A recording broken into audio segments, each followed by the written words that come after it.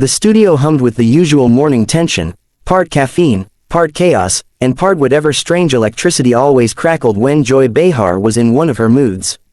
Producers rushed back and forth behind the cameras, whispering updates and last-minute notes. The audience filed in, chatting excitedly, some holding homemade signs for Jelly Roll. It wasn't every day that a country rap phenomenon sat at the view table. Jelly Roll walked onto the set with that familiar mix of humility and swagger, a big man with an even bigger heart.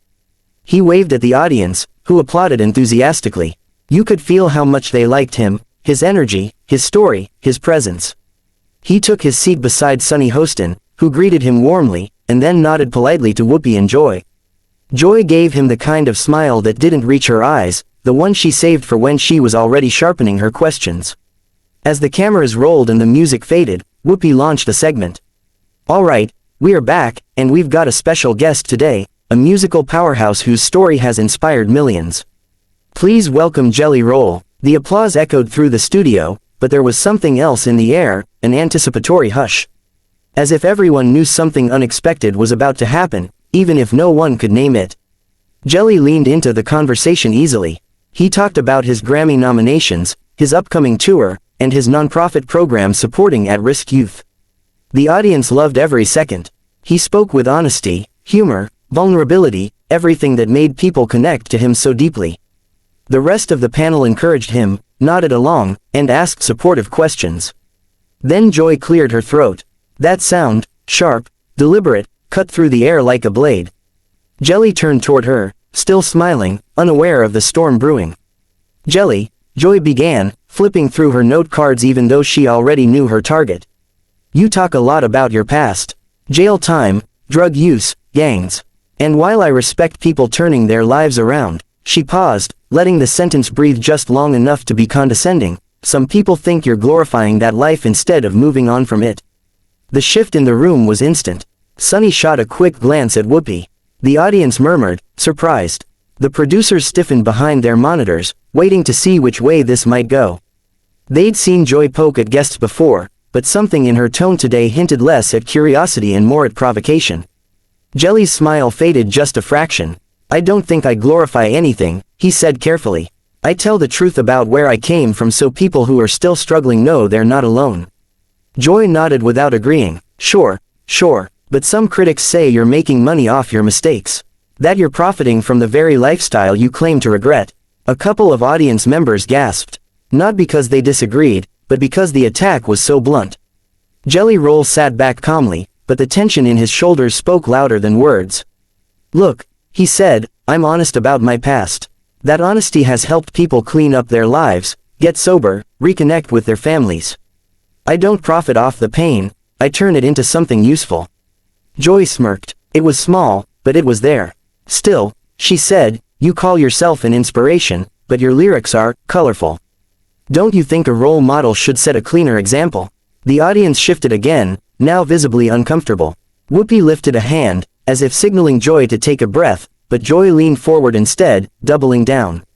Jelly Roll's expression changed, not anger, not yet, but something like disappointment. Ma'am, he said slowly, I never called myself a role model. Other people gave me that label. I just try to show folks that the worst of your life doesn't have to define the rest of it. Joy shrugged dismissively, pushing her glasses up her nose. But maybe, just maybe, the daytime audience isn't the place for gritty street stories. This isn't the Wild West. Jelly felt the insult in that. The audience felt it, even the camera operators paused for a split second. Sunny stepped in gently. Jelly's message has helped a lot of people, Joy.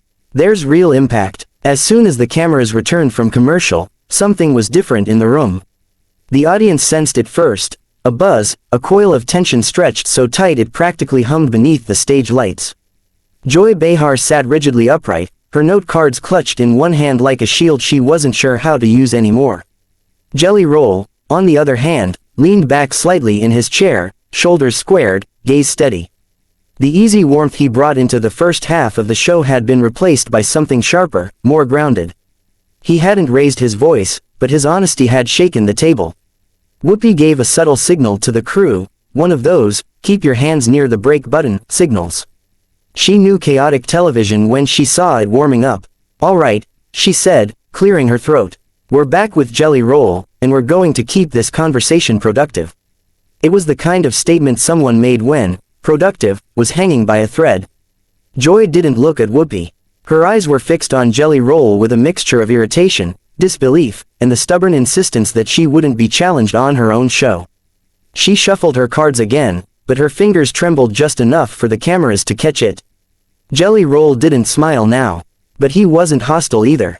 He looked like a man who had decided, quietly, firmly, not to let someone rewrite the meaning of his own life. Sunny took the chance to redirect. Jelly, earlier you mentioned the programs you've started to help incarcerated youth. But Joy cut her off, again. Before we go there, she said with an edge so sharp it sliced through the room, I'd like to finish the thought we were discussing. She turned her body toward Jelly. You said I was twisting things into something ugly. So explain that. What exactly do you think I'm doing? Sunny exhaled through her nose.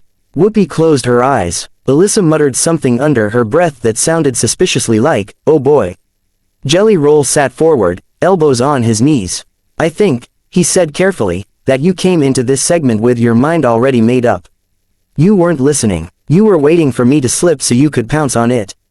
Joy's eyebrows shot up. Excuse me, you heard me. His voice wasn't confrontational, it was resolute. You came at me like my past as a punchline.